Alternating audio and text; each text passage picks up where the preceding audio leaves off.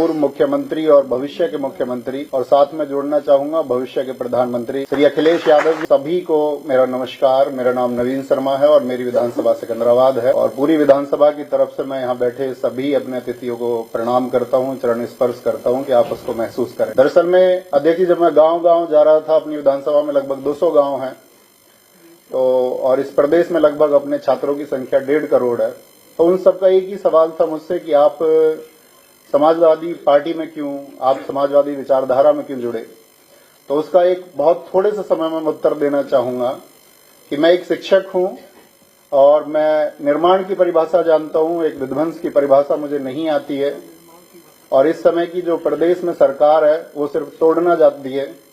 चाहे वो जातियों के नाम पर तोड़े, चाहे वो बुलडोजर के नाम पर तोड़े। लेकिन हमारे अखिलेश यादव जी ने चाहे एक्सप्रेसवे के नाम पर हो, चाहे डिजिटल एजुकेशन लैपटॉप के नाम पर हो, हमेशा एक जोड़ने का काम किया है। तो एक अध्यापक का घर सिर्फ और सिर्फ समाजवादी पार्टी ही हो सकती है। एक शिक्षित व्यक्ति का घर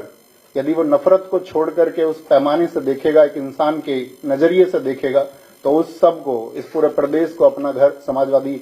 पार्टी दिखाई देगा। और साथ में आप जानते हैं कि इस देश में बहुत लोग मन की बात कार्यक्रम कर रहे हैं, लेकिन हमारे नेताजी आदरणीय अखिलेश जी सिर्फ और सिर्फ जन की बात कर रहे हैं। और उस जन में जो पीडीए को उन्होंने आगे बढ़ाने का संकल्प लिया है और जिस तरह से पीडीए की बातों को आगे बढ़ाया जा रहा है, उसी तरह से वो चीजें बुलंद, हम सब की नैतिक जिम्मेदारी भी है कि जिस वर्ग को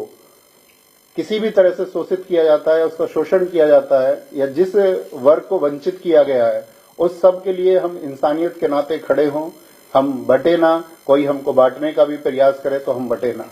और हम कंधे से कंधा मिलाकर के आदरणीय अखिलेश यादव जी को 2027 में बहुत मजबूत बनाएं। और बहुत मजबूत बनाने के लिए हमने एक स्लोगन लिखा था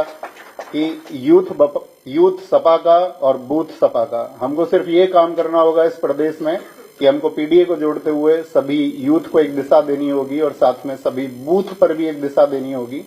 और साथ में मैं यहाँ समाजवादी पार्टी के इस मंच पर एक आश्वासन देना चाहूंगा कि जब मौसम अच्छा रहेगा तब भी हम समाजवादी पार्टी के साथ रहेंगे, और कभी आंधियां भी होंगी और हमारे विपरीत स्थितियां भी होंगी, तब भी हम आजीवन समाजवादी पार्टी के साथ रहेंगे।